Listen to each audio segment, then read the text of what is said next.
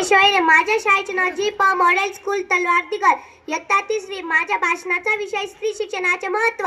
मुलीचे शिक्षण प्रगतीचे लक्षण. मुलगी शिकली प्रगती झाली हे ब्रीद वाक्य आपण लहानपणापासून ऐकत आलो आहोत. प्रत्येक स्त्री आपले घर सांभाळणे आणि चालवणे या सक्षम असतेच, पण शिक्षण घेतलेली स्त्री पुढच्या पिढीला शिक्षणाचे संस्कार देऊन यशाच्या नव्या शिखरावर चढण्यात नक्कीच मदत करू शकते. पूर्वीच्या काळी स्त्री म्हणजे फक्त चूल आणि मूल सांभाळण्यासाठीच असते हा समज होता, पण सावित्रीबाई फुले यांनी मुलींच्या शिक्षणाचा मार्ग मोकळा केला. आणि आता असे एकही क्षेत्र नाही की जिथे स्त्रीने आपला ठसा उमटवला नाही.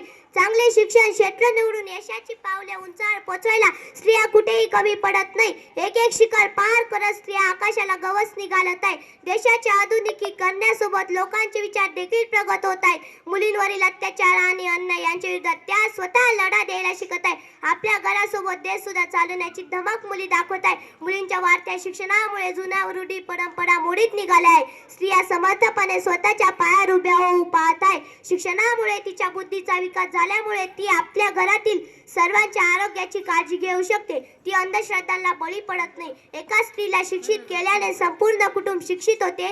स्त्री कुटुंबाचा केंद्रबिंदू असते. ती आईच्या रूपात आपल्या मुलांना शिक्षण देते. देशात जी काही महिलांची स्थिती सुधारली आहे ती फक्त आणि फक्त स्त्री शिक्षणामुळे शक्य झालेली आहे. अशिक्षित महिलांपेक्षा एक शिक्षित महिला जास्त सक्रिय पद्धतीने कुटुंबाला सांभाळते. शिक्षित महिला तिच्या कुटुंबातील प्रत्येक सदस्याला जबाबदार बनवते. शिक्षित स्त्री तिच्या मुलांमध्ये चांगल्या गुणांचा संचार करते. अशा पद्धतीने एक महिला संपूर्ण कुटुंब आणि समाजाला शिक्षित करते.